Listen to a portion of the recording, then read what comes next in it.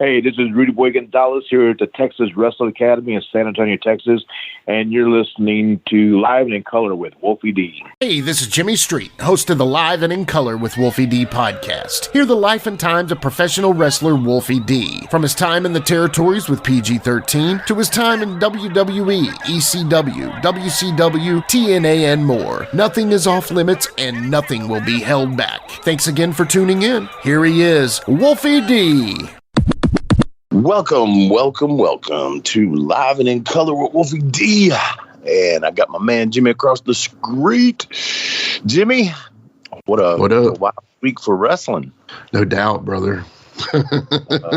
By the time this drops, we will have had the Royal Rumble in the books, and I think I'm going to probably watch that.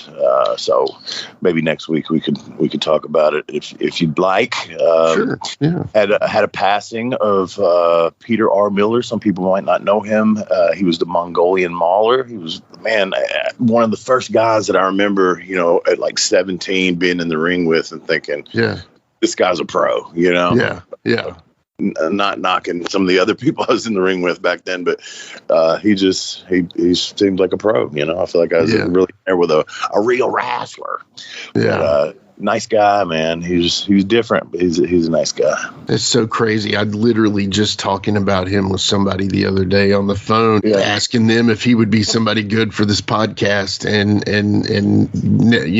never got past that, of course. But I just loved his gimmick, his shark eyes. I mean, they were like totally black. Yeah, it was amazing. Yeah, very cool, man.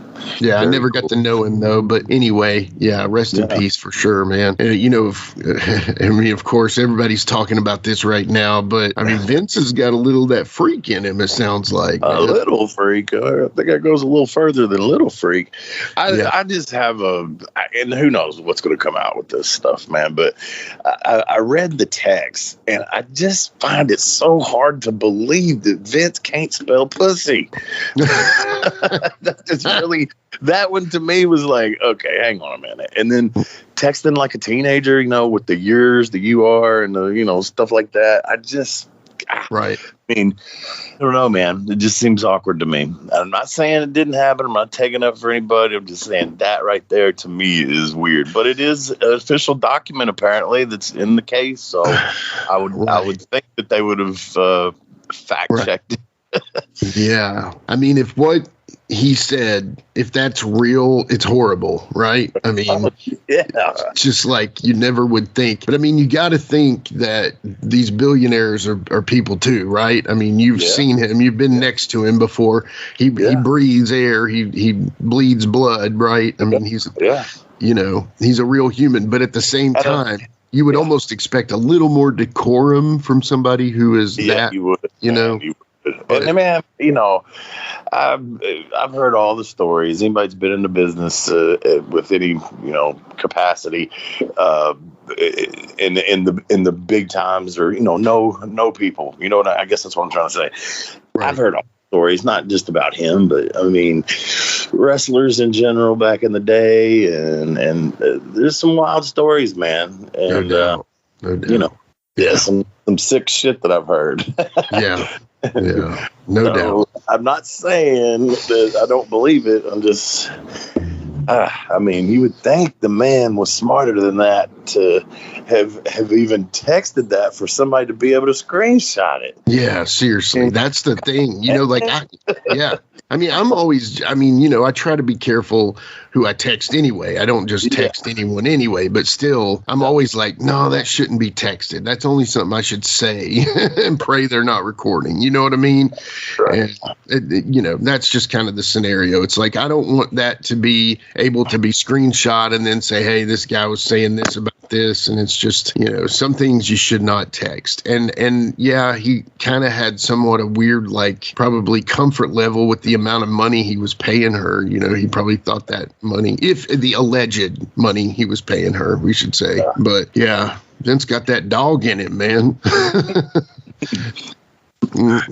and you would think if you're a billionaire, and he's like, he wants all the holes filled. And then he just wants to jerk off at the end. That's kind of anticlimactic, no pun intended. But yeah, wow, yeah, I don't even know, man. Don't turn us off yet, folks. Right, exactly. We're gonna get to Rudy Boy Gonzalez here in a minute, and we'll tone down the conversation. But it is what it is, man. Yeah, well, it is what it is.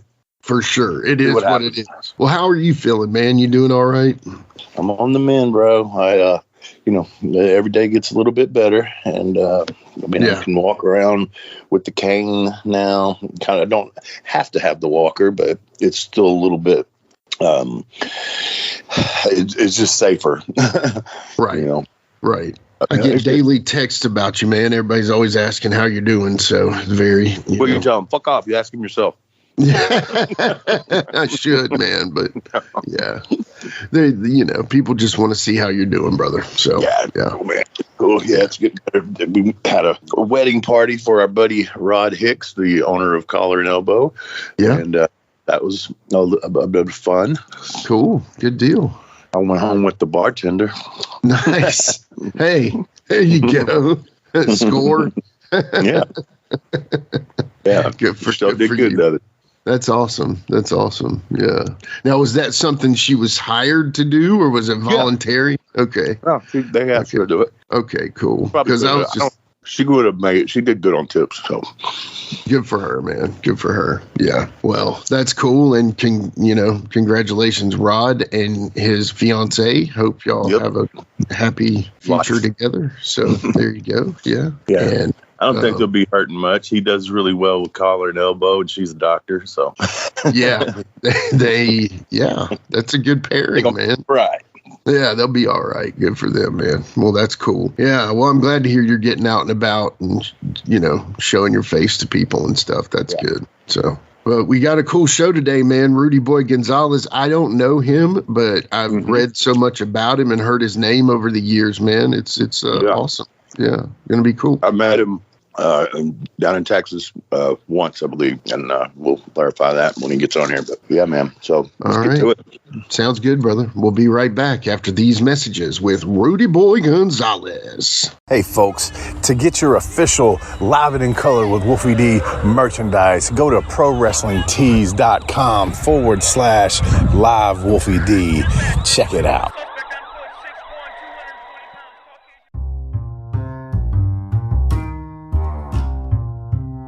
If you're listening to Live and in Color with Wolfie D on Apple Podcast and like what you're hearing, go ahead and leave a 5-star rating.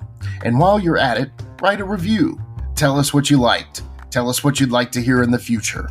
It's very important to us and always appreciated. Thanks again. All right, folks, we are back. And Jimmy got another really good guest. He's got some really good time in this business, and I'm sure he's got some really good stories for us today. I'm stoked. I am, man. Stoked? Really, I am stoked. Yeah. You picked that word up from the 90s or what? Yeah, I brought it with me. Yeah. Okay, that's good. I went back in time and got it, and it's back. That's awesome. All right, man. Well, let's stoke it up, man. And our next guest is Rudy Boy Gonzalez. How you doing, my friend? I'm doing good. I'm stoking it up here. Yeah, we're all stoked, man. That's awesome. I mean, it's a good word. Come on. It is a good word. So, Rudy, I was trying to think about this, and I think me and you may have talked on Facebook Messenger about this some years ago. But so I came down, and I don't remember. I think it was either 97 or 98. I know Paul Diamond was down there. I think he was doing some training. I don't know if you were there. I really don't remember. But I came down. Shawn had me come down and do like a little guest training thing. And then I worked Paul on the show that night. And oh, God, Paul wanted me to jump out of that balcony through 2 tables. And we ended up doing it. And the tables like gashed my shins really bad. That's what I remember about being down there. I remember it was actually 99. Shawn started school in April of 99. And so a funny story. So he started school in April of 99 or so. And so we had the students coming in, and at the same time he was doing shows with all the local quote unquote veteran guys. Yeah. And everything was cool. You know, Shawn wasn't really familiar with the independent scene. Right. He, you know, the last time he worked at this, you know, at this level was with, I guess, AWA and all that. And that really wasn't independent wrestling. So when Shawn came in, man, it was like a house on fire, man. We ran like a Thursday, Friday, Saturday, and Sunday. And the houses were good. I mean, they weren't incredible or anything, but they were good. But and then Shawn had his dad running everything, you know, the payroll stuff. So Monday I got a check for $800, and I was like, holy cow, this is you know, this is great. So it took a couple of weeks before Shawn realized that he was overpaying us. Nobody said anything, but you know, of course not. It must have been better than we expected. Like I called one of the guys. I'm like, "Hey, man, my check was $800. What'd you get?" And he's like, "I got $800 too." I was like, "Holy shit!" And they were like, "Hey, Faye, though, just hey, Faye." Yeah. I'm like, "All right, well, yeah, no problem."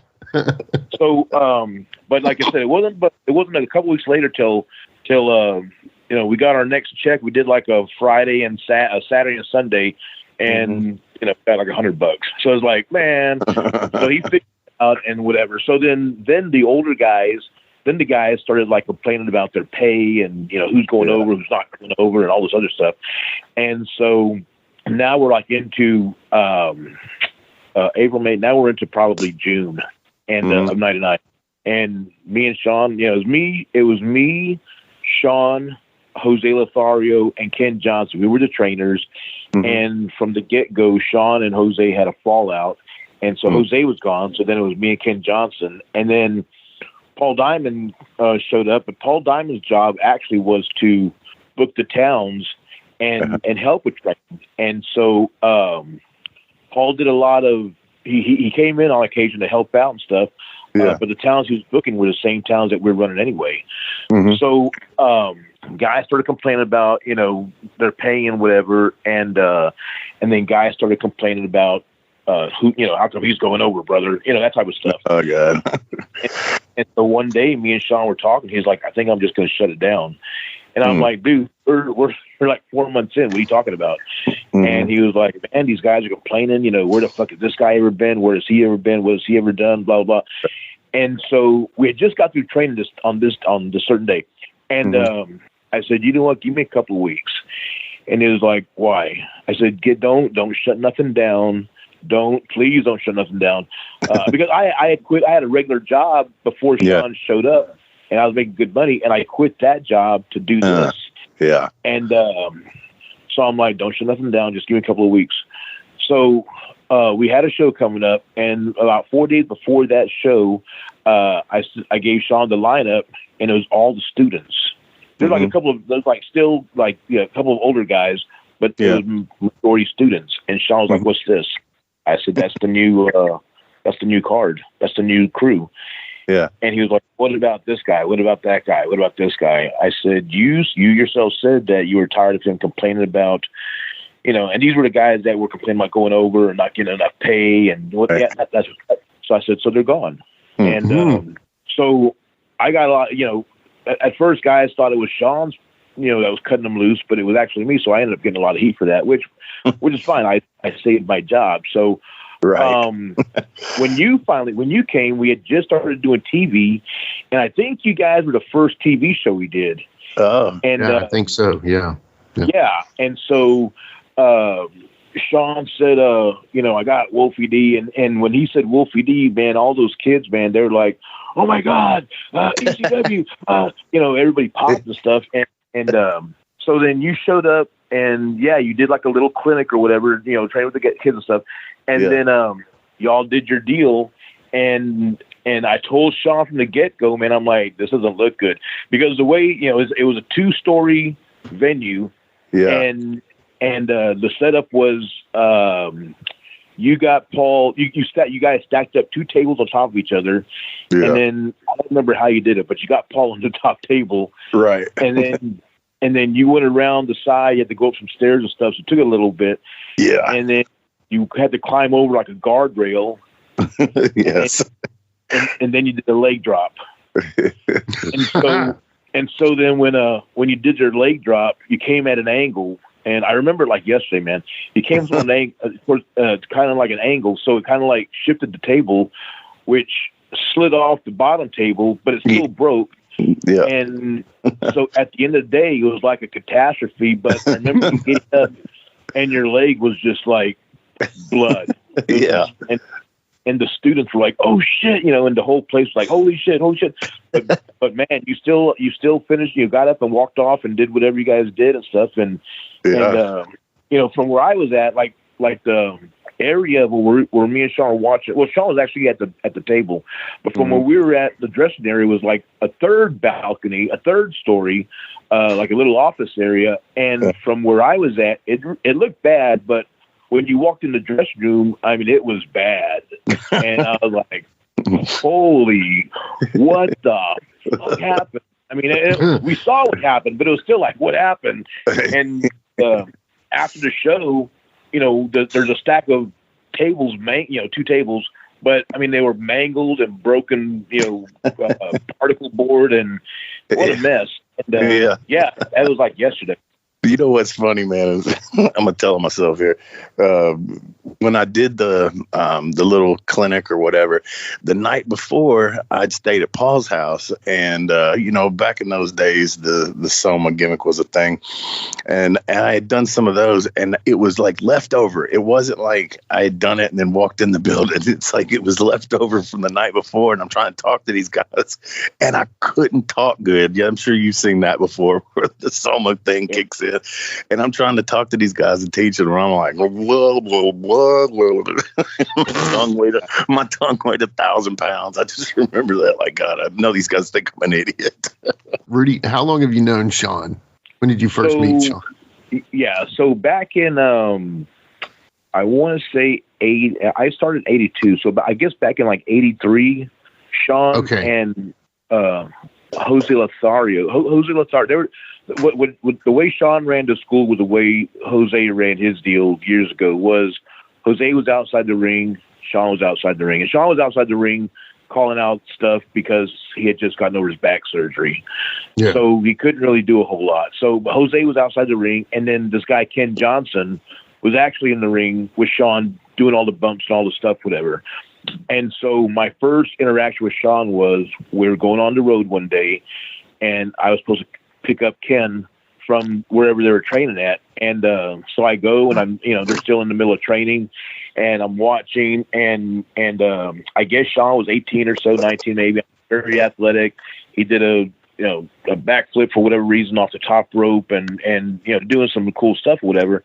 And I remember driving with Ken, and I'm like, "Who's that kid you're with?" And he was like, some guy named Shawn Hickenbottom. Just some jabroni fucking kid.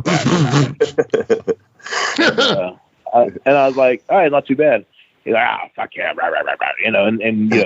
and then a few months later, he ended up at Mid-South, and but that, and then when I went to go pick up Ken that day, it was just like, hey, what's up, man? How you doing? Shook hands, and that was it. And then Joe Blanchard was a promoter down here with Southwest Wrestling, and he sold the company to a guy named Fred Barron, who's a whole. I'm surprised he hasn't popped up on Dark Side of the Ring yet, but yeah. And so he brought Shawn in to pop the territory, I guess you could say, because he was a local guy, and so I never worked with him then, but I mean, we shared the dressing room stuff and talked, and Shawn went to a small high school here in San Antonio. I went to another, small high school. We were trying to figure out dates and years and stuff, but I don't think we ever played football against each other. But, and then that was it. I mean, we weren't friends or nothing. We weren't, just, one of the boys. Yeah. And then years later, when he started working for Vince, I got called in to do extra work, stuff like that. And I'd see him in the hallways and or at catering. Hey, what's up? You know, shake hands and stuff. And then that was like the early 90s or so. And so late, 98. I had, now I have a fallout with Jose Lothario, and I quit the business. I mean, I walked out of a show. I got a shitty payday. I walked out of the show, and, I was done with wrestling. F this. I can't stand this shit no more. I'm tired of it. I'm tired, blah, blah, blah, blah, whatever. I got a job at a warehouse making, at that, in 98, $14 an hour, which was big money. Oh, and, 12-hour days and shit like that. But I hated it. Yeah. And so coincidentally, the same week that I had that issue with Jose, like that was a Saturday night, Wednesday or Tuesday afternoon, I did my application at the warehouse. I got home. I got hired. I had to go take my drug test Tuesday. And then, it was Tuesday. And then when I got home, I was sitting on the couch and waiting for my results. And the phone rings. I answer it, and it's, is this Rudy? And I'm like, yes, this is Shawn. And I'm like, Shawn who? Shawn Michaels. That heartbreak kid. And I thought it was, one of the guys ribbing me. And this part, this is a true story, man. This is, and so I'm like, who? And he goes, Shawn. Fuck you, man. Click, and I hung up. And so then phone rings again. Hello, Rudy. Yeah, it is Shawn. Who the fuck is this? Shawn. Shawn who? Shawn Michaels. Man, go fuck yourself. Click, hang up again. I did this 4 times. Oh my and God. He kept calling back. And then the 4th time he says, don't hang up. I'm like, well, who is this? He goes, it's Shawn. I said, Shawn who? And we'll do the same routine again. Shawn Michaels. Okay. All right, what do you want? And he said, what are you doing Friday night? So Jose Lothario had a show he did every Friday night, and I was on those shows. So now I know it's a rib. This is a Shawn that I'm talking to because he's asking me about this, if I'm going to do anything Friday night. And I'm assuming he wants me to go work. So he's like, what are you doing Friday night? I'm like, nothing. He goes, can you go to Jose's show so we can talk? And I'm like, I'm not working. And he goes, I'm not asking to work. He goes, I want to talk. I'm like, who the fuck is this? And I kept trying to, like, is it this guy? Is it that guy? I'm trying to, and they're like, I'll just meet you there at 8:00. And I was like, fuck. All right. Yeah, sure. No problem. So I show up to the building at 7:30, 7:45 or so. And Jose Lothario is sitting there and he's like, you're looking to work? And I'm like, nope. And he goes, you came to see, whoever? And I'm like, nope. He goes, what are you here for? I said, I came to see Shawn. And he goes, yeah, right. Ha, ha, ha, ha. And I was like, I am. And he's like, okay, well, whatever. And he just blows me off. And so I go in and sit down. So 8:00 comes. Match has already started. We're in the second match. And so I'm like, it's 8:05 now. And I'm like, somebody just fucking ribbed me, man. God damn it. And I don't. So I'm trying to figure out a time when the shit's going on in the ring and everyone's attention is on the ring and I can slip out the door and nobody will notice. Mm-hmm. So I'm watching the matches. It's like 8:10 or something. And then there's probably about 100 people there. The whole place just like rushed to the door. And I was like, what the fuck? I thought there was a fire or something. I look at the door and so there's a lot of, it's in a Hispanic area. So there's a lot of 5'8", 5'9", 5'8" people standing around. Yeah. And then there's Shawn's blonde head, white head sticking up over everybody. And I was like, holy shit, maybe that was Shawn that called me. Yeah. And so he walks by me with this crowd and they walk by and he doesn't acknowledge me or anything. So I'm like, I got ribbed, son of a bitch. So I'm figuring while everybody's getting back to their seats, I'm going to walk to the door and leave. And so right when I was getting ready to get up, I feel someone grab my shoulder and I look up and it's Shawn. He goes, I'll be right back. And I was like, what the fuck? So he goes to the back. A couple of minutes later, he sits down next to me and he said, I'm opening a wrestling school. And I'm like, all right. He goes, I got to do surgery. I got back surgery coming up and whatever. And he gives me the story and stuff. He says, I want you to be one of my trainers. And I was like, seriously? He says, would you mind? And I was like, what are you going to say? I mean, in my opinion, right. At that point, Shawn was like considered, and he still is, but he was considered like one of the greatest workers in the world and all that stuff. Yeah. And so I'm like, this guy is asking me to be a trainer at a school. So I'm like, yeah. I mean, when do you plan on starting? And I think he said like, I'm getting surgery in January. I should be able to walk around and stuff. So we're looking at probably April. And I was like, sure, yeah, okay. And so that's where we're at. We started the school in April of 99. Yeah. Wow. Yeah. That's cool. Do you still, I don't think he has anything to do with it anymore, does he? Do y'all still have a good relationship? Who, me and Shawn? Yeah. Yeah. I mean, he's brought me, and I'm not going to lie to nobody.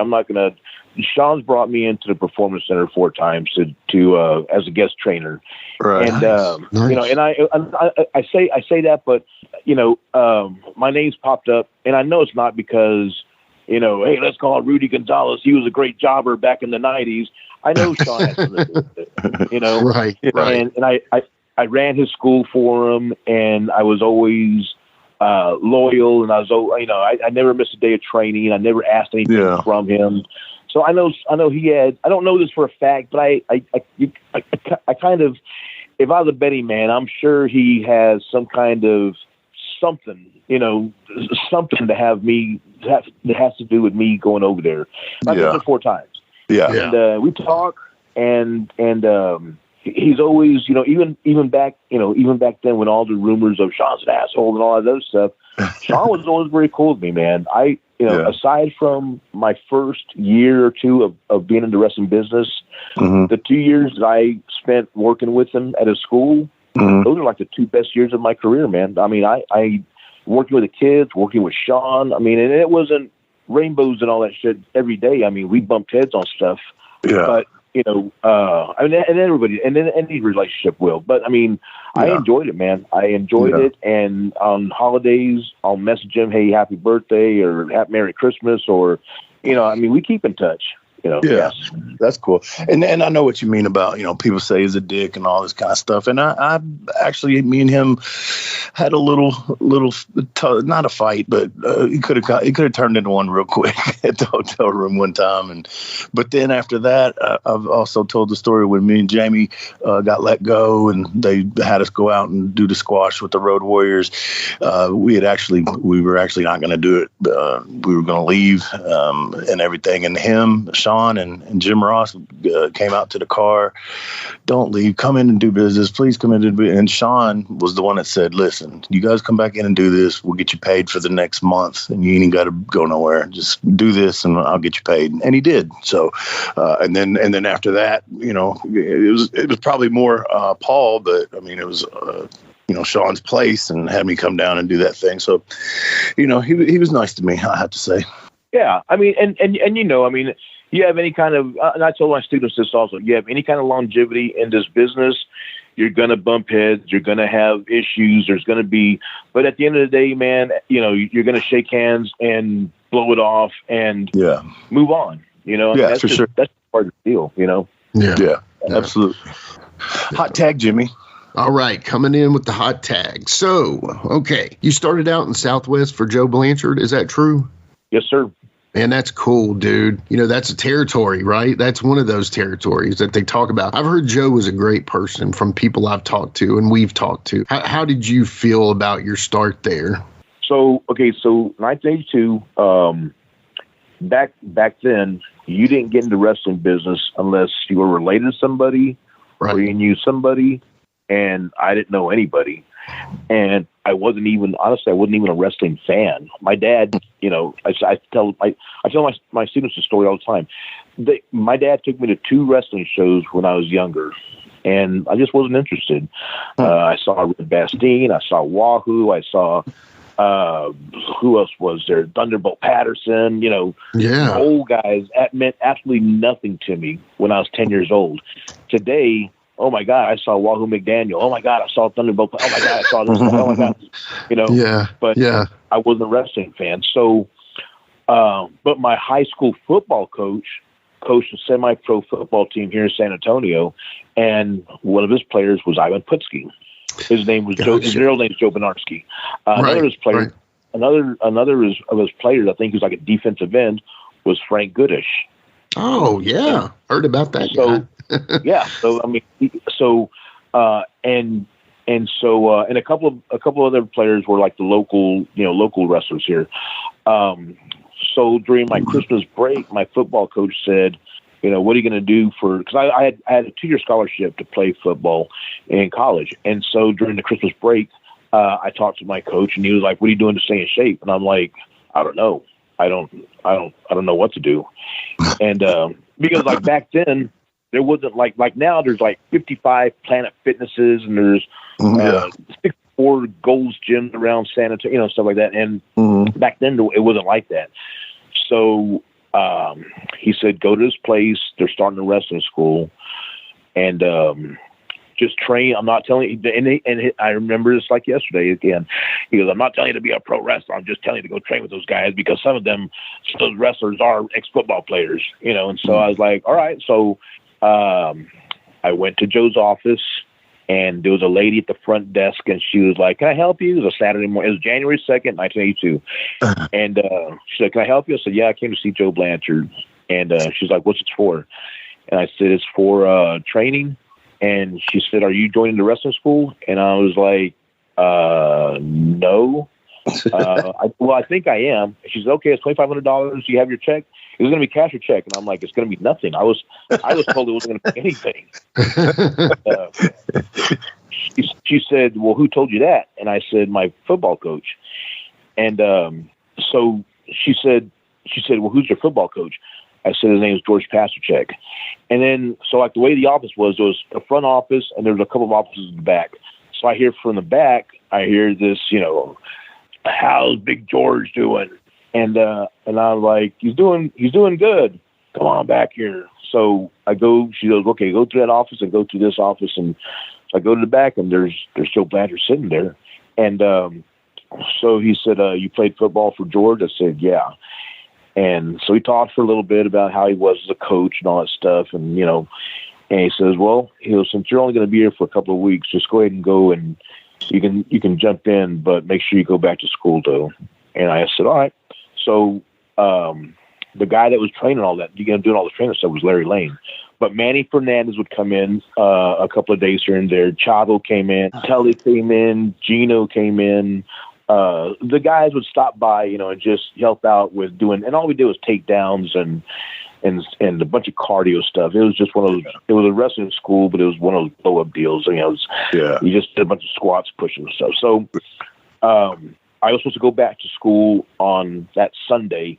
But on Wednesday, this guy who was the ring crew guy, he comes in. His name was Juan Reynoso, and he says, "Is Rudy Gonzalez here?" And so I raised my hand. I was like, "So I'm gonna get my ass beat for some reason." And Joe wants to know if you want to help with the ring tomorrow. And I said, "Sure. What do I got to do?" And he says, "Meet me here at 10:00." So meet me here at 10:00 tomorrow morning. So I show up the next day, 10:00 in the morning. He tightens everything down in the trailer, and then we drive to Corpus Christi, Texas, do a show. I was in charge of standing by this back door to make sure nobody snuck into the back. But from where I was sitting, like there was a corridor that went around the building, and then there was a main area. And from where I was sitting, there was like a little hallway where you go to the bleachers or whatever. And it was, I had a perfect view of the ring. And so I'm sitting there watching the back door, and like, I think Tiger Conway wrestled against somebody, and I don't remember who else was on the card, but I do remember the main event was Tully Blanchard against Wahoo McDaniel. And all I see is the ring, but I can hear the crowd, ooh, ooh, oh, yay, boo, that type of stuff. Yeah. There was no, you fucked up. Right. There was no, this is wrestling, clap, clap, clap. And Wahoo and Tully were beating the shit out of each other. I mean, knowing what I know now, they were beating the shit out of each other. Yeah. So, for some reason, man, that caught my attention. And so So then the night was over. We took the ring down. We got back to San Antonio, and then Juan gave me $75. And I said, "What's this for?" He says, "That's for helping with the ring." Joe said, "Thank you." And 1982, $75. That could have been $300. Right. An 18-year-old kid, man, that was like, holy shit. So he says, "Do you want to help tomorrow also?" So I said, yeah, sure. So the next day, help with the ring, take it up, put it, drive to the town, set it up, tore it down. Another $75. Saturday night, the same thing. Went to Austin, Texas, took the ring, set it up, tear it down. Another $75. We were getting in so late. I didn't have to be at the building, the office, early in the morning. I didn't have time to go to the stores and spend that money. So 75. So, by Sunday, I had, a little over $200. Yeah. So, and again, 1982, 18-year-old kid, that's a shitload of money. So then I start thinking, I'm never going to make it in the NFL. I'm 5'8", 170 pounds. Let's see. And I really didn't want to be a pro wrestler either. But I saw Joe, walking around and doing whatever he was doing and stuff. And I'm going to learn this business. So Joe knew that I was supposed to go back to school on that Sunday. But Monday I come walking in the office, and the first thing he said was, "What are you doing here?" And I said, "Can we talk?" And he said, "Sure." So he had his desk, and there was a sofa right next to his desk, and he said, "How can I help you?" And I said, "I want to learn the wrestling business." And he said, "What do you mean?" And like Joe was always nice to me and stuff, but all of a sudden his voice got very stern and very cold. I mean, his tone changed. And said, "What do you mean?" And I said, I see you walking around, and really what caught my attention was one night he was at the ticket office, and I had to go ask him a question, and he opens up this Halliburton suitcase or whatever, and it's loaded with cash. I mean, I don't know how much money, but I mean stacks and stacks and stacks and stacks, and I was like, holy shit. And so I said, so in the office, I told him, I said, "I want to learn the wrestling business. I saw that you can make money doing this." And he just like stopped me in mid sentence, and he was like, "Rudy, you don't want to get into wrestling business." And I was like, "Okay." He says, "You're going to starve. You're going to, he went through this whole list of the gloom and doom of wrestling. And he wasn't wrong. I mean, you're going to starve. You're not having a relationship. You're going to sleep in your car. You're going to be poor. You're not, you're going to miss birthdays. You're going to miss anniversaries. You're going to miss, you're not going to have a family. This whole, and I was just like listening to him. And then he said, "Is that what you want?" And I said, "Yeah." Not unsure though, but I said, "Yeah." Right. he stared at me for what could have been like, I don't know, an hour, but it was like only maybe a couple seconds. And he opened up his desk, got a set of keys, threw them at me, go mop up the building.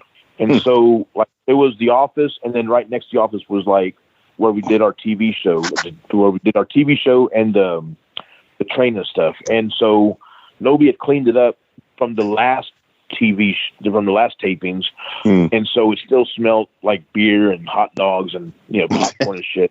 And we even trained it there during the week and stuff, so it still smelled and stuff. So I had to go in there and mop the place up, and that's how I started. Damn! Wow! Yeah.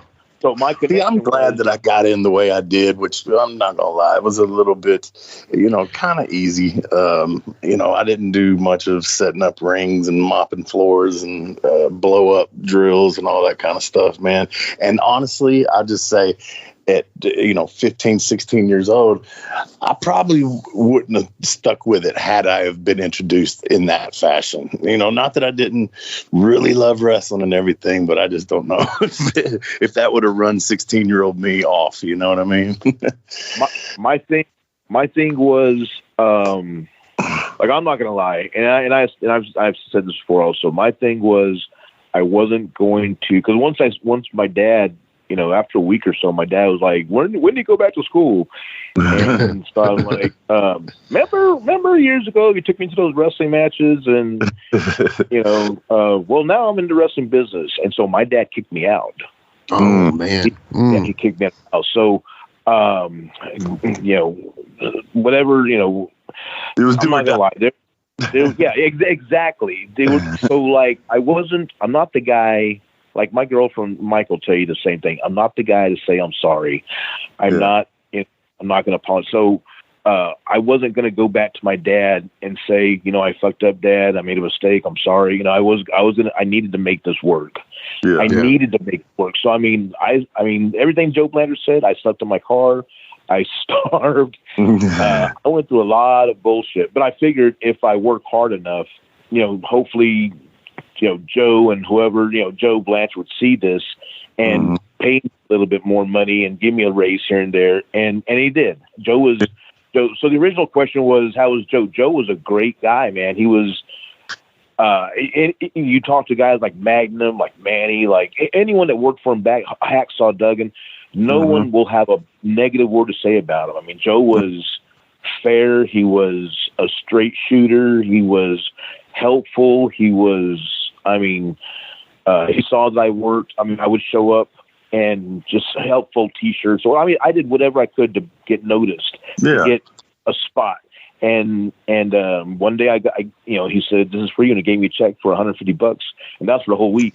And that was like helping with the ring, and I was like, "What happened to those $75?" But he was paying me that to help me out with school. But now I'm on payroll, so the pay wasn't quite so big.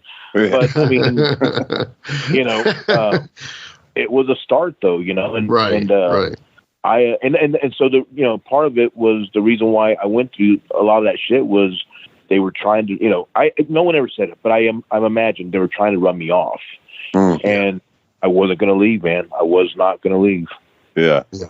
Oh, man, that's awesome. Me leaving, going back, like I said, would have meant I had to tell my dad, "Hey, I'm sorry. I made a mistake."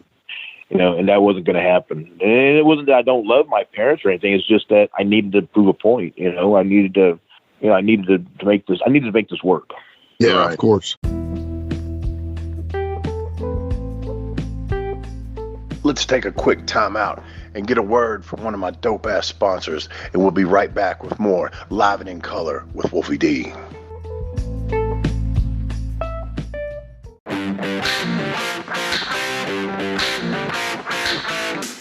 Hey folks, this is Wolfie D here, and if you are looking to buy or sell a home in Tennessee or Southern Kentucky, you're going to want to call my buddy, the rock star realtor, Benji Bowie. And you say, Wolfie, how do I get in touch with this rock star? Well, you can call him directly at 615-390-8216. You can go to his website, bowiehomes.com. That's B-U-I-E homes.com. Or you can email him at benbowie34@gmail.com. When you need a home, you need the Rockstar Realtor.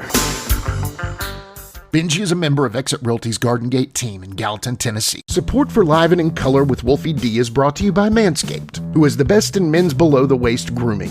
Manscaped offers precision-engineered tools for your family jewels. Manscaped recently launched the Ultimate Men's Hygiene Bundle, the Performance Package.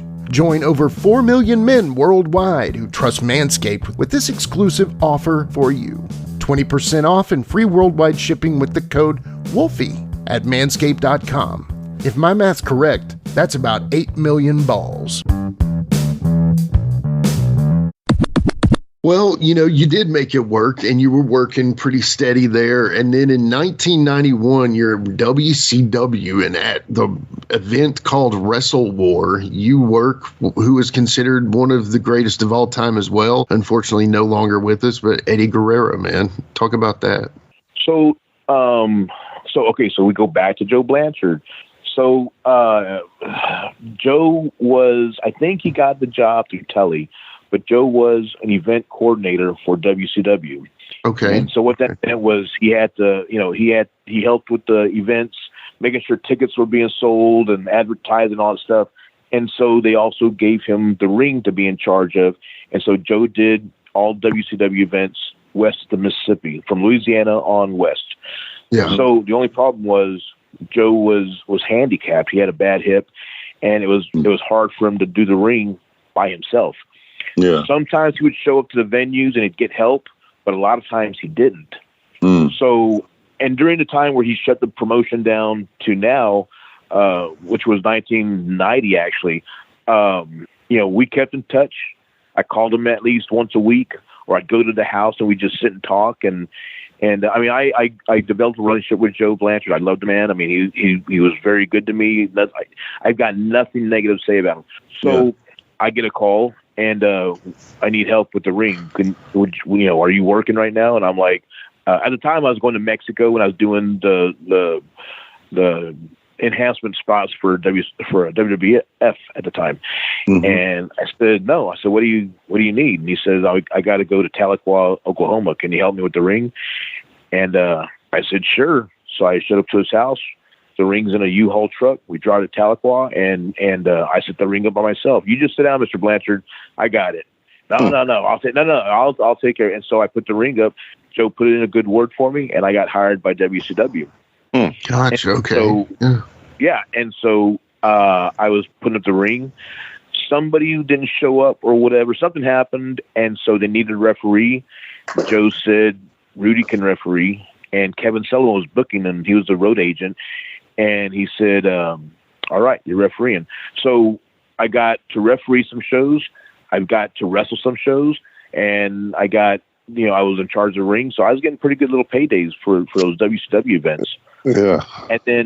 And then somewhere in there, someone said, we want to start doing lucha shows. We want to start doing lucha matches. And so Joe asked me, do you know anybody in Mexico? And all those guys were tied up with AAA and EMLL. It wasn't CMLL yet anymore. It was EMLL, and everybody was under contract and stuff. So I called up Conan, and I said, I need 4 guys. I need 3 guys for a show in Phoenix, Arizona. And so Conan said, here, he goes, you know Chavo Guerrero? I said, yes. He goes, see if Eddie's able to do this. And then he gave me a couple other guys. One of the guys was El Huicho, and he ended up later on becoming Damien 666. Or maybe that's Ultraman. It was one of those guys. Anyway, so we did that deal, and that was paid for by the local Telemundo Azteca Mexican TV station in Phoenix. And it was a lucha match, and the fans loved it. But when we went to the back, I think the first guy that we came across was Brian Pillman. And Bryan was like, what the fuck was that bullshit? And some of the guys in the back didn't like it, man. There wasn't a whole lot. It's Lucha Libre Wrestling, so there wasn't really a whole lot of selling. It was all, what you see now, but this was like in the early 90s. So that wasn't really accepted quite as much. So, Mike Graham loved it. Dusty said it was a good match. I'm trying to think of who else. I mean, there were a few guys that were like, yeah, it's bullshit, and but that's what they wanted, was a lucha match. Yeah. Right. It was a dark match. It wasn't on TV. I've tried looking for it, and I've tried contacting different people. If anyone has a copy of it, and nobody does. And so, that was that. They squashed the lucha idea. But a few years later, they started coming up with the cruiserweight group and stuff. And, I was going to say, was there a link in that? We got paid well. What was that? I was just going to say, were you the link in that connection? I mean, it seems like there might have been something there. I think Conan was. I contacted Conan's he has a connection with everybody, but the way I got the guys was through Conan, and I don't know for sure, but I think Mike today wasn't with WCW when I was there. Okay. And I think he went later, and I think it was his idea to just try the lucha stuff, whatever, and they got a hold of Conan, Gotcha. Okay. That's cool. I know.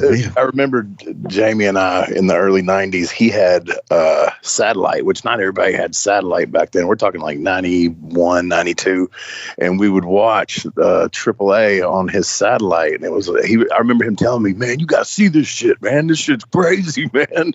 And so we was watching Rey Mysterio and all these dudes doing all these, flips and all the mess, man. And it was cool as shit to watch it, and I'm one that, kind of like you, I wish they'd slow down a little bit now, but as a younger kid watching it and hadn't seen that style before, it was like, wow, this is pretty fucking impressive, man. Yeah, no doubt. Yeah.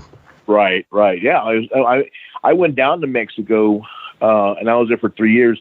And, in the beginning, one of my problems, the guys were telling me, was I just took too much time on the bumps. I need to get up faster, and I need to do this faster and do that. Yeah. And I'm like, and I'm thinking to myself, what about selling? Yeah. And they're like, no, don't worry about that shit. Fuck that shit. No, you got to get up. Only sell the tilt-a-whirl backbreaker. Yeah. And then it was the biggest difference down there, and I see guys here is, down there, the guys didn't wait so long outside the ring for the other guy to dive on them. I mean, now you're looking at the guys outside, and they're standing there eating a sandwich, staring at the guy in the ring, and it's just, there's little detail stuff. The lucha guys down in Mexico, I mean, well, back then anyway, they paid more attention to little stuff like that than the guys do now. Yeah, for sure. Yeah. I saw one the other day. I don't know how old this was. Can't be too old, but it was a group of about, I want to say 6 or 7 guys, and then there was a little midget that had climbed up like in the, I mean, it wasn't too high, 10-foot tops, but like a little balcony thing, and they're literally standing there like wobbling and looking at him for the longest amount of time. I really felt like, okay, they're doing this on purpose now, and the little midge dives, and I mean, it just, they all crumbled, all 7 of them or whatever, and just, it's like, guys, just don't shit on the business. I get, everybody wants to say evolution and all this kind of stuff. Just don't shit on it. Make it make sense, man. Right. Just make it make sense. I mean, don't insult intelligence, because that's the thing I've always said. Yeah, man, people know we're working or whatever, but don't insult their intelligence, and at least still try to pull off the magic trick, man, because I don't care what nobody says, you can still, to this day, if you work them on one move or one this or one that, because I can't tell you how many times someone has said to me, and this is like, people that find out I wrestled and they're not really wrestling fans or whatever, they'll say, yeah, I know what y'all do is fake. Of course, they got to throw that in there. I know it's fake, but there was this one time me and my grandma was watching, and so-and-so and so-and-so. Now, they were mad. I can tell they were mad. And I'll probably know the situation, and I'm thinking, no, they weren't. They just worked you. So it's exactly. It can still be done. I used to, in the beginning, I used to be like the ring bell kid. I used to ring the bell and stuff. Mm-hmm. And so I used to get to the ring. The match started at 7:30. I was there by the ring at 7:15, and I'd sit there because I looked important. I'd sit there with the hammer in my hand, and not doing shit, but I had the hammer in my hand, and I felt like I was important. But I would sit there, and I could hear the front row guys behind me. Oh man, did you see old Wahoo, man? He was pissed off at Tank Patton, and did you see that? Chopped him. Did you see? And then there was always somebody. Yeah, I saw him.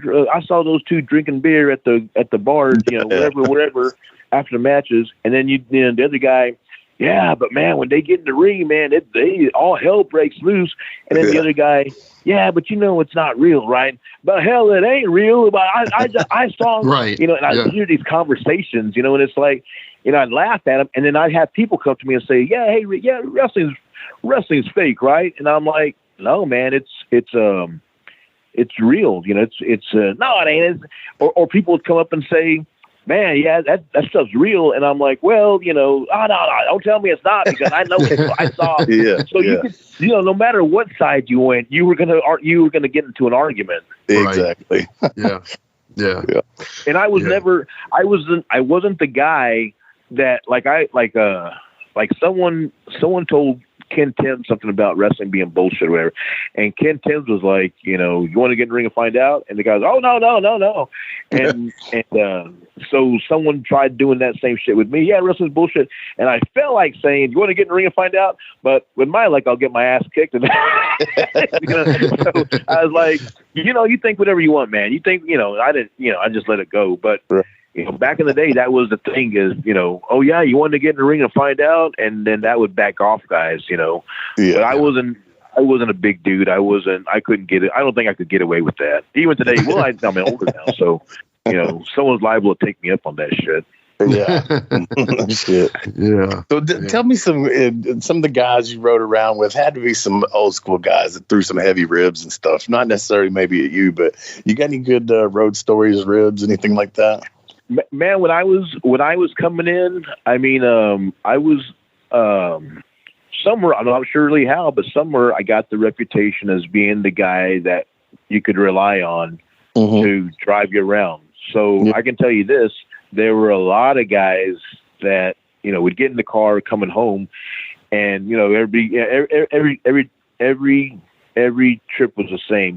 Guys would get in the car and that was a great match, or man, that match sucked, or, did you see that rat, or did that rat this, that rat that, so every time was the same conversation. And then all of a sudden the car would get quiet because again, this is the early 80s and the gimmicks were the thing. Yeah. And guys were passing out in the car, man. And I mean, we didn't have GPS. So in the beginning I would, hey, do I turn here? Where do I go? Hey, wake up, I'd try and wake somebody up and they're like, blah, blah, blah, blah, blah. So I'd have to stop at a gas station, a truck stop, look at the road map, and then jump back in the car and stuff.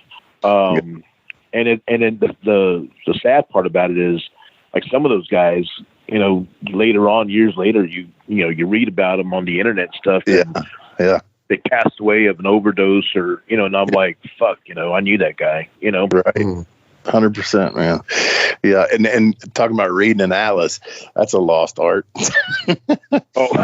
So I had one of my students. This is a true story, man.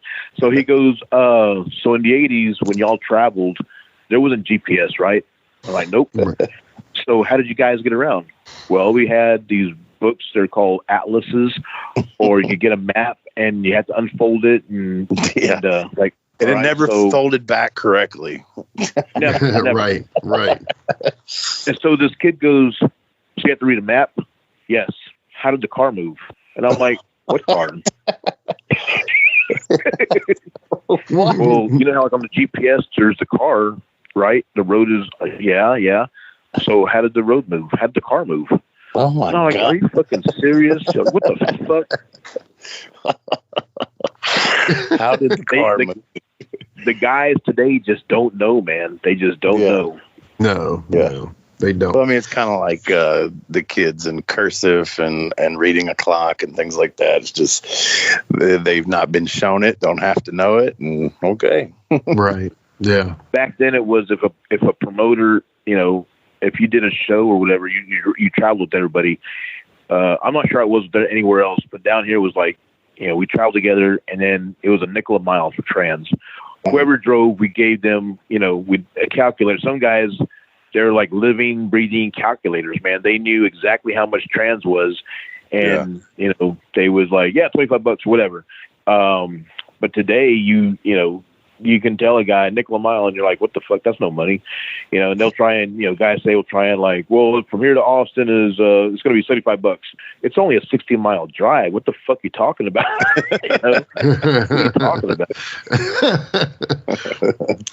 Man. Well, speaking of kids these days, one of the kids these days' favorite, and you may say at the time that Wolfie was coming down there, you would have called him the American Dragon, but now he's considered one of the all-time greats with Bryan Danielson. I would love to hear your talks about when you first met him. So one of the first conversations that we had with Bryan was, and it was Brian Kendrick and Bryan Danielson. They both stood right in front of me and Shawn. Wow. And they became friends right away. They They didn't know each other, but one grew up in Aberdeen, Washington, and the other Bryan, grew up in Olympia, Washington, which were like 100 miles apart or something. But they didn't know each other or anything like that. And when they got here, they realized they lived so close together. So they became friends like right away. But like the first day or so, Bryan Kendrick is the one that comes up and goes, I got a question to ask you guys. And me and Shawn were like, yeah, what's up, And he said, am I too small to wrestle? And Bryan Danielson was right next to him. And this was 1999. And I mean, both kids were 18 years old. They were like 5'7", 5'8", and 160 pounds. They weren't very big kids at all. And Shawn looked at me, and I was, when I started, I was 5'8" and 170 also. So I was like, I don't think so. And Shawn said, no, not at all. And so what happened with Bryan Kendrick was he went somewhere, paid the wrestling school $2,500, and then after his first match, he trained for like 6 or 7 weeks, and then he had a match, and then the promoter came up and said, "You're too small, kid. You'll never make it." And so kicked him out of the school. And so, and then he ended up at Shawn's. And so Bryan Danielson was like concerned about that also. And what I always told him, when I came into business, there was Kerry Von Erich, who was like 6'3", 6'4", and built like a brick shithouse. And there was John Studd, there was Hulk Hogan, Lex Luger. Yeah. And, so I was small, and I never became a big star or nothing, but somehow or another, I made my way through that stuff. So I always told Bryan Kendrick and Bryan Danielson, man, just keep working, improve your work on your work, try and work as best as you can, get around, don't let your size of shit stop you. Just do what you can do, get as much knowledge. And they did. Bryan Danielson would he trained here. He was here for, so training here was Monday through Friday, 9 a.m. to noontime. And, so at 12, all the kids would leave, go do their thing, and Bryan Kendrick and Bryan Danielson would ask, "Can we stay longer? Can you help us with some stuff?" And so we'd, stay there till 3 o'clock or so, and just roll around, just do shit, just whatever, just anything. Yeah. And then I would have to leave because my kids were in daycare and shit, so I had to go home or go pick them up, whatever. And then we'd go back to the gym at 7 o'clock at night, and then train till like 10, 11, 12, 1 o'clock in the morning. And then the guys would be back at the gym at 9 in the morning. So Bryan Danielson and Bryan Kendrick, they just put work in. They worked. And there was never anything like, I can't, or, this is too difficult. I mean, they were like sponges. Yeah. And then Bryan Danielson ended up going to England, and they weren't making no money. I mean, he wasn't making no money there, but he was living in the gym. I always ask them. I mean, they struggled, and if you would have asked, Shawn will say, "I knew it," but if you would have asked, on their first day, do you think this kid is going to be a big star one day? They were just a couple of kids trying to make it through, probably like me and you, man, just trying to make it through this deal, and they had no clue what was ahead of them, we had no clue what was going to happen to us either. Right. But, I remember I talked to Shawn, and Shawn was like, "I knew it, man. I could see it in their eyes. I could, okay, yeah, whatever." I saw a couple of scared little boys, and Bryan's just, I know he went to, so Bryan was at Randy Couture's place, and he was doing takedowns with a guy, and I guess they were doing like a little shoot deal. And so Bryan kept taking this guy down, and the rest of the gym was watching and was ribbing the other guy.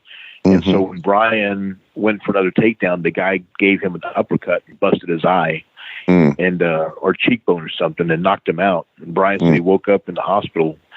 And I mean, Bryan Danielson's always learning. He's always trying to do stuff. He's always trying to, improve. He's always, and he's not the biggest guy. So, I tell guys, like I just had a discussion with one of my students today. Don't worry about how big you are, man. Don't worry about, just go out there and work your ass off. Yeah. You may hear guys, you may hear other talent stuff, other wrestlers say, you gotta look like a wrestler. Well, what does a wrestler look like? Yeah. I mean, right. Show me. I mean, like I said, I grew up with big, what's his name? King Kong Bundy. Yeah. Is that a wrestler? Big John Studd, Lex Luger, Chavo Guerrero, Rey Mysterio. Those are all different shapes and sizes. So what does the wrestler look like? It's true. Go out there and bust your ass, and that's what Bryan Danielson's always done. He's always been respectful. He's always. I mean, I can't think of a day when he was down here when we were like, I can't believe Bryan did that, or anything like that. He was like, a class act the whole time. Yeah, it's funny too. You was talking about how Shawn would be. I saw it the whole time, but yeah, I've been around so many of the guys that are top stars now that I honestly, there was none of them like, okay, Shelton Benjamin, Randy Orton, The Rock. I had one of The Rock's very first matches when he came to Memphis, and I've told this one 100 times. It was terrible. I remember walking over to Jamie because it was Rock and Brickhouse against me and Jamie, and we were doing our cyberpunk thing, and I called something with a hip toss on Rock, and instead of going up and taking the bump, he put one hand down, did like a cartwheel, and landed on his back.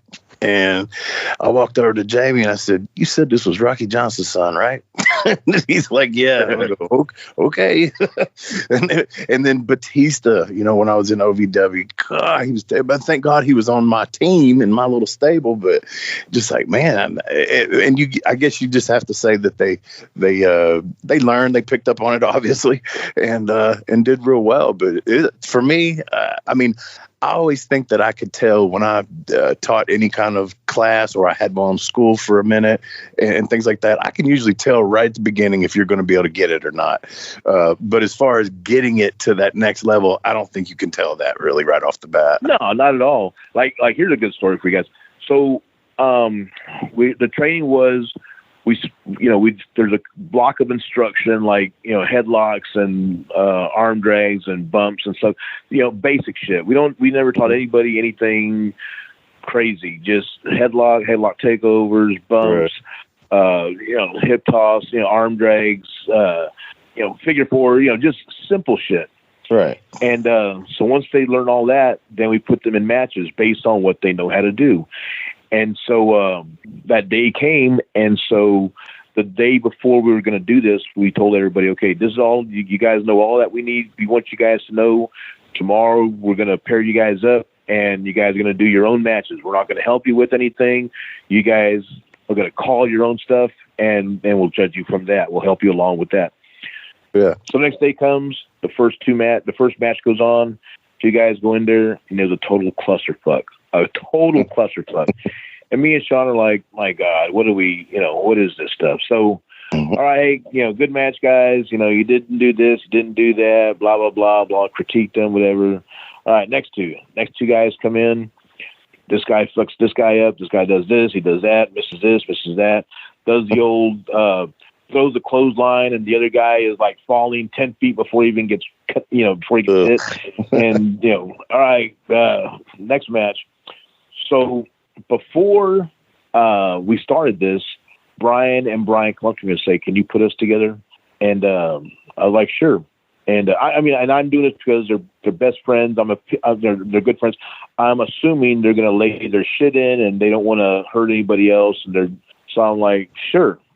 And so the night before was Monday. Yeah, it was Monday Nitro. So I always turn on the Monday Nitro to watch the cruiserweights.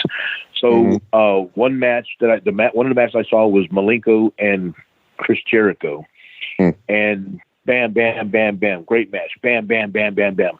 So now here we are Tuesday morning, and so Bryan and Bryan get in the ring, and they just do their thing. That what? I said move for move. I feel like I know where this is going. Did they do the whole match? So, yes. So then I'm watching, and I'm thinking to myself, okay, here comes a hip toss. And then Dragon hip tosses Kendrick. Bam. And I'm like, okay, Brian Kendrick's going to kick off Bryan Danielson. So Bryan Danielson goes to pick him up, and Brian Kendrick kicks him off. And I'm like, motherfucker. These guys saw the whole match. They saw the same match I saw, and they're redoing it. So then I start calling the spots out loud. Not loud, but to where Shawn can hear it. And I'm like, okay, here comes here comes the clothesline into a crucifix. And then bam, bam, bam. Okay, he's going to kick out at 2, 1, 2. Okay, now he's going to do this. And Shawn looks at me and goes, did you help with this match? I said, nope. And he goes, how do you know what they're doing? And I'm like, just hold on. So they do their match, finish it off, breathing hard. And I'm like, come over here, guys. So they come and sit next to me and Shawn. I'm like, what did you guys do last night? And Brian Kendrick was like, watch wrestling. And I did y'all see Nitro? And they both said, yep. It said Malenko and Jericho. And so Brian Danielson says, how do you know? I go, I saw it too. And now you guys did the same exact match they did. And so Brian Kendrick was like, are we in trouble? And Shawn's like, I didn't see anything, so I don't know what's going on. And so I thought it was great.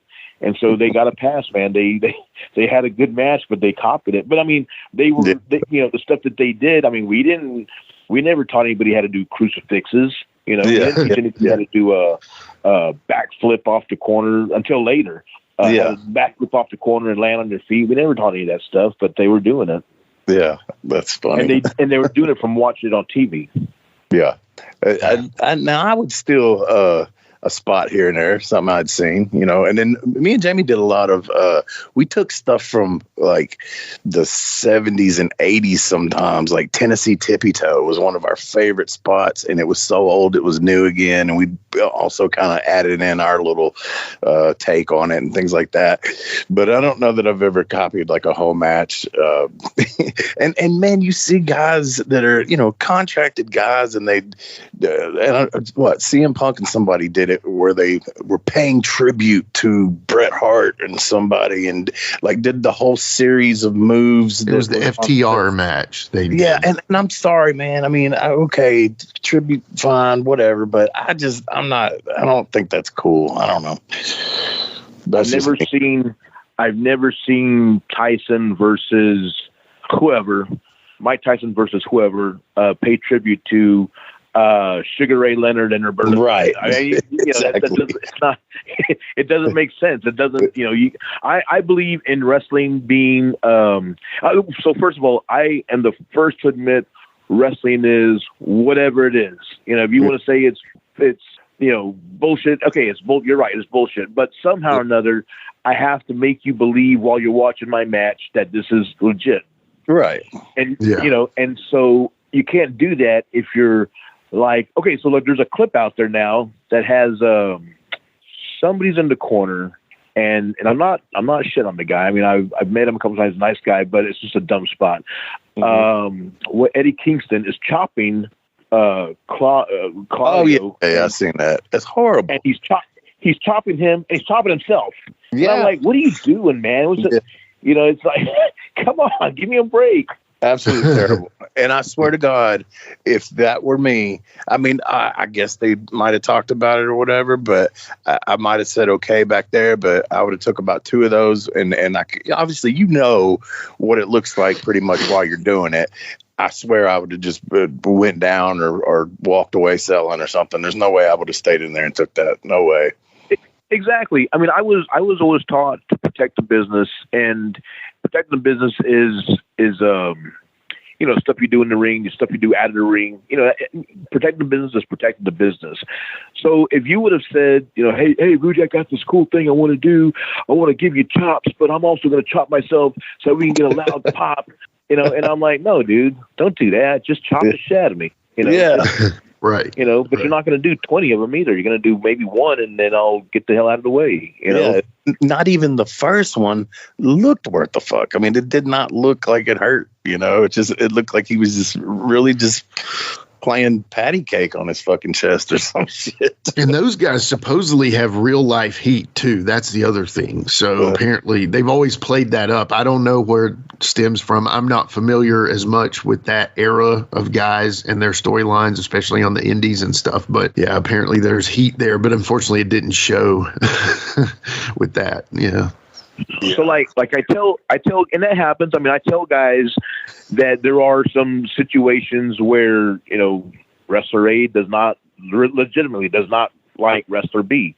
And the best example I give out is Shawn and Brett. I mean, they had legitimate heat, with Shawn making his Sunny Days comment and stuff like that. I mean, there was legitimate heat, but they also had some great matches.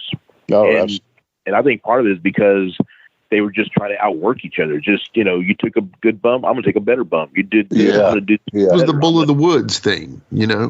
Right. And none of the fans are like, oh, that was choreographed, or that was, no, man, those guys went out there and worked their asses off, Yeah. After Bill Dundee pulled a knife on me in the dressing room and got fired, and then when he came back and we worked an angle off of it and all that, man, we beat the hell out of each other. But it since that angle, it's like we respected each other after that. We've been cool ever since, There was a match with Al Perez and a guy named Coco Samoa. Coco Samoa was he was a bad dude, man, and was that Samu the Wild Man in Memphis? I don't know. I think he kind of almost looked like Jimmy Snuka in a way. Are you talking about? Yes. Yeah. And so they had a match on TV, and we're in the back watching it, and it looked, you can kind of tell, as being one of the boys, you kind of can tell when things aren't right. And so, things just didn't seem right. And then Al Perez pinned Coco out of nowhere. And, the match just looked weird. It had a weird feeling to it. And so as soon as Coco Samoa got pinned, he just rolled out of the ring, didn't sell nothing, just rolled out, came to the back. And so the way the dressing room was set up was, it was one big room, but there were two separate doors on the right and a door on the left at the other end of the room. And so Coco comes to the back and he goes straight to his bag. So Al Perez walks in, he's like, hey, what the fuck, man? And Coco Samoa bends over, and I have no idea what it was, what kind of gun it was, but he pulls out a pistol. And he puts it to Al Perez's head. He goes, you want to shoot, mother? He goes, you want to shoot, motherfucker? We shoot. Oh. And the whole dressing room was like silent. And Al Perez like, calm down, man. Just calm down. Yeah. And Coco put the gun back in his bag, walked out. That was the scariest thing I've ever experienced with two wrestlers, with two of the boys. Yeah. So, I mean, that was like, holy shit. Yeah, man, crazy. Man. I think Al Perez talks about it he did it. Someone asked me about it because they heard it on an interview he did somewhere. But it really happened. Wow.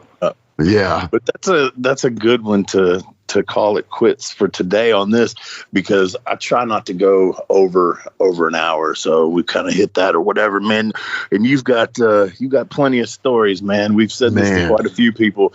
Maybe we can bring you back for a part 2 sometime. That's why I like to stick to like an hour, because then I can bring you back at a later time and not no problem, anytime. Not blow the whole wad at once. Horrible reference, but I get it. I was stoked to do this. Stoked. Absolutely, man. But absolutely, man. We appreciate you coming on, man. It flew by. It actually did, man. I was like, holy shit. I looked at the clock. I was like, damn, we've been going a while now. But man, we appreciate you coming on and sharing some stories with us, man. You've had a storied career, man. You've been around a long time, and I'm sure you got plenty more. So it's been a lot of fun, man. It's been a lot of fun. Yeah, cool, man. Thank you so much for coming on, brother. Really means a lot. Yeah. But Jimmy, we are going to come back with Ask Wolfie D Anything. Yes, sir. Thanks, guys. Thank you. Hey, thanks, Rudy. All right, DJ, hit the music.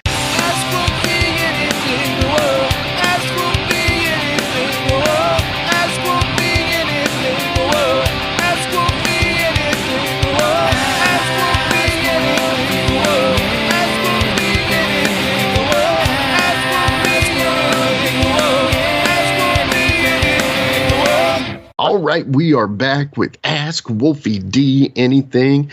And man, once again, Rudy Boy Gonzalez, he's one of those guys like Fidel, like, so many of them that really you can just let him go, man, because his stories kind of blossom into other stories too. It's really cool, man. Yeah. Very, very cool stuff, man. Really good. I enjoyed that. Yeah, absolutely. Now, one thing I do want to put over about him is obviously his Texas Wrestling Academy. Y'all go check him out if you want to learn how to wrestle. He's definitely been part of training some of the very best, as far as, he's I'm sure worked with all kinds of great individuals, but look it up, Texas Wrestling Academy or Rudy Boy Gonzalez on your social media platform. Get in touch with him if you want to head down there and learn how to wrestle the right way. He's definitely one of the guys to train you to do that. If you have any questions why I'm bringing him up, is because he trained Bryan Danielson. Well, partially trained, but still, that's as good a person on your resume as any. So anyway, check him out and definitely go support Rudy Boy where you can, man. He was a good dude and was glad to have him on the show. So, we've got a few questions here to ask. I'm very excited. We got the very first question of the day is from our good buddy Ben Martin on Facebook, Ben Martin 88 on Twitter. He says, great show today as always. And he's talking about last episode. Okay. And so he says, great show today as always. And the Japan question made me think about something. Okay. So he says, most of the Memphis guys at that time were going to a promotion called Wing, which was the bastard child of FMW and known for horror movie gimmicks like Doug as Freddy Krueger. Right. Okay. Says, so Slash would have been perfect for that, but let's just say PG-13 went there, okay? And let's just say you get there and they tell you to choose your own horror movie gimmick, okay? So what would you and Jamie have chosen as a tag team? Let's think. Two boys from the hood. Could we just be zombies or something? I mean, that's PG-13. Zombie PG-13 would be cool. Vampire PG-13 would be cool. The Lost Boys, dude. Take Gangrel with you, man. That would have been fun. I'm trying to think, who was was there ever a tag team of killers? Like, I can't really. That's what I was trying to think. A double gimmick there. I don't know. Yeah, I don't either, man. Or a movie that has that. Yeah, I don't know. Well, we did have the Wing titles. We worked the Japanese guys that came over from Wing and beat them for supposedly the Wing titles. It really wasn't, but it was, Right. More the internet, by God. Do you think that would have been the promotion you would have been able to work? Is that the one Doug was talking to you about? Okay. Yeah. I think PG-13 Zombies is a good idea. That would have been cool. All I can come up with on that. I mean, unless you want to do like we said, the Lost Boys or some couple of Frankensteins or something. I don't know. But I think Zombies would have been the best. But man, that would have been kind of cool to see that happen. Big bad Wolfie D and Jamie would be like Little Red Riding Hood, Right. Yeah, that would have been funny. Or Chucky or some shit. Yeah, I like that. Leprechaun. The Leprechaun, yeah.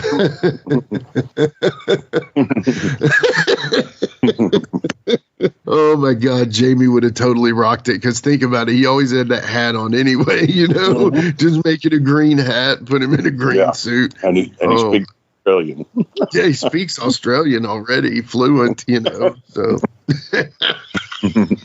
Oh man, that's funny. All right, well, thanks for the question, Ben. That's a good one. All right, so the next one is from Keenan Brown on Facebook, and he's always a good listener and always sharing this stuff and liking the stuff. And he says, it's talking about, he heard the question y'all were talking about, I think with Baby Doll, we were talking about the Ric Flair's last match, right? And you all met each other and stuff. Yeah. And he says, if there was a last match promoted for PG-13, who are the opponents and who's on commentary and where is it? Wow.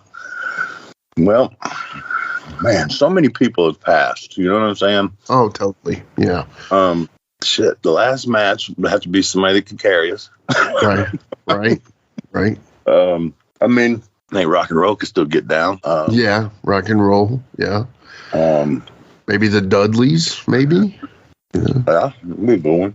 Yeah. I'm stuffing my face with French fries right now. Sorry, y'all. Yeah.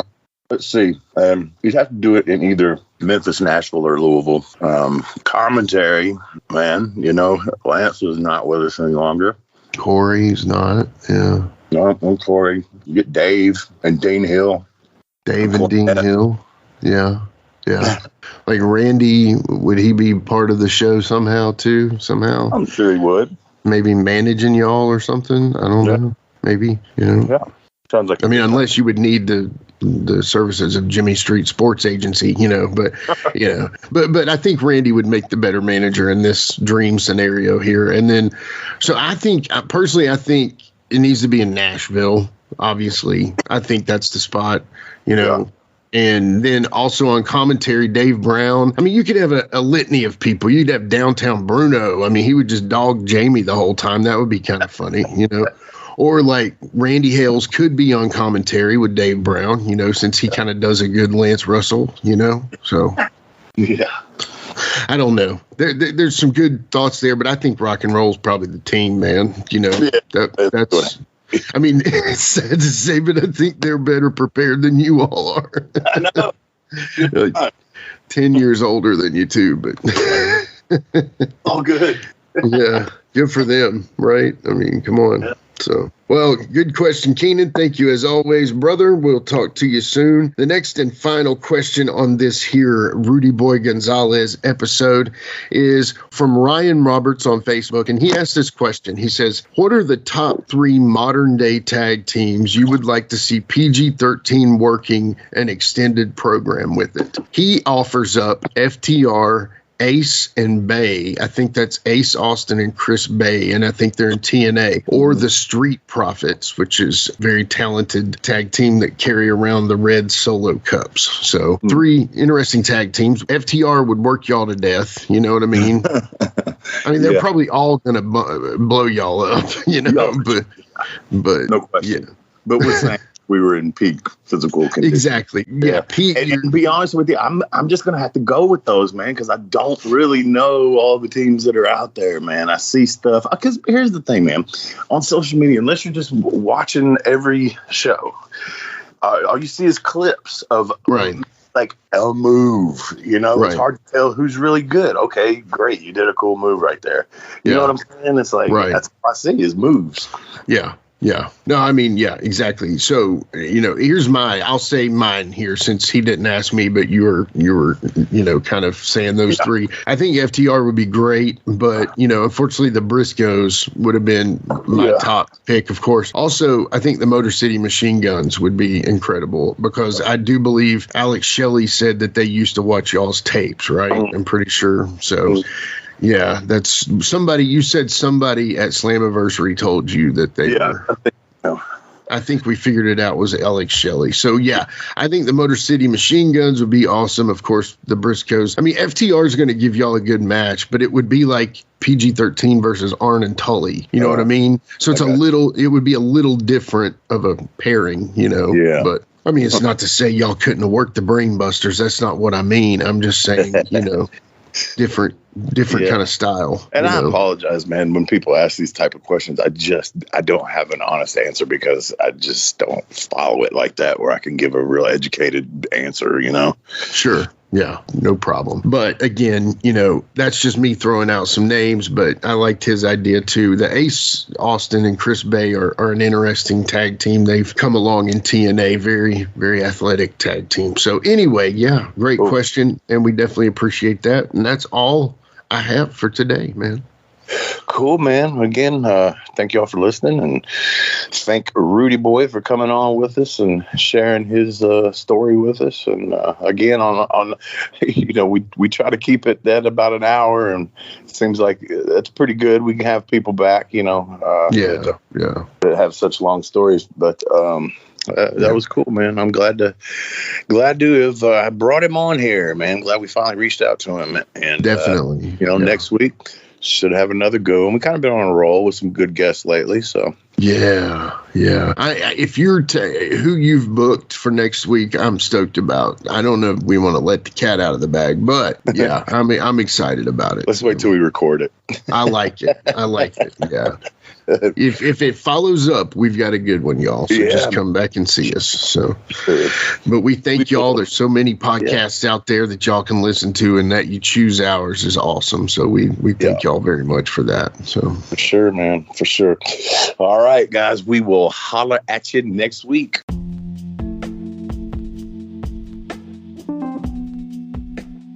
And now a word from our sponsor.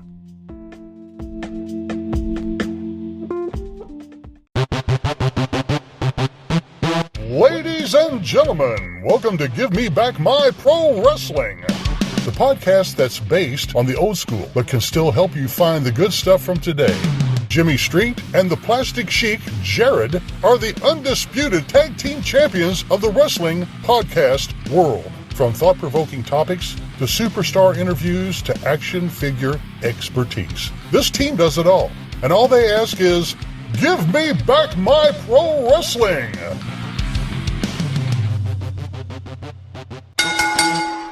Every other Thursday, wherever you listen to podcasts. Join me, Gene Jackson, for the Jackson Interaction Podcast, where I'll be doing one-on-one interviews with people from the world of professional wrestling, as well as stand-up comedy. You can get them anywhere podcasts are available in both video and audio form, but you can find them all at genejacksonpod.com. That's right, it's the talk of Middle Tennessee, the channel you love to hate and the channel you hate to love. It's Bryan Turner from Bryan Turner's VHS Rehab. And if you're looking for matches from Wolfie D to Jerry Lawler to Dusty Rhodes and the team that put a pimp before your eyes and a goatee between your thighs, Booty Call and Athena, go to lostwrestling.com. See, I made it easy for you. Bryan Turner's VHS Rehab. Booyah.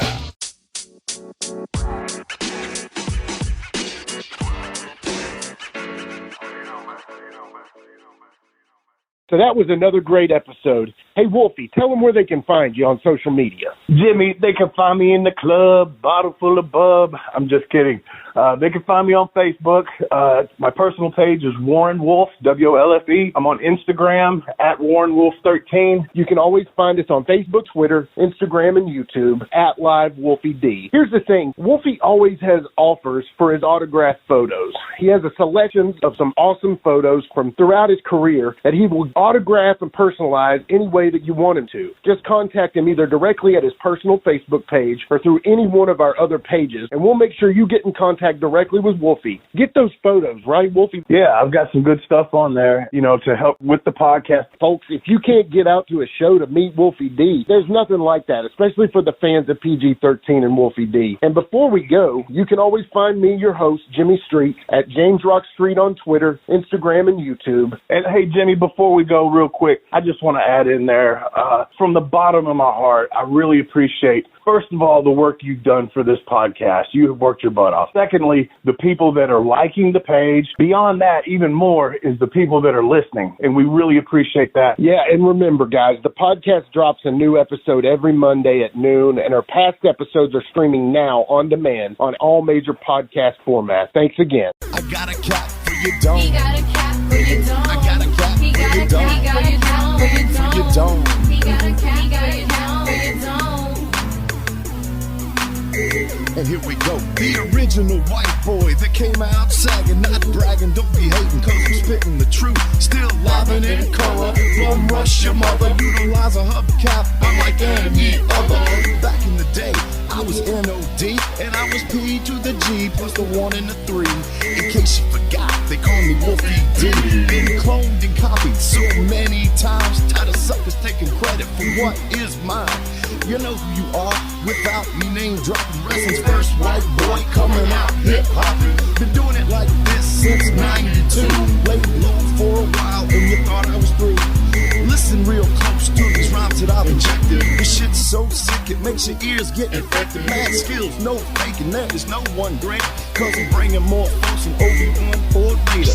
Not here to play games, so you better beware. You don't like me, so what?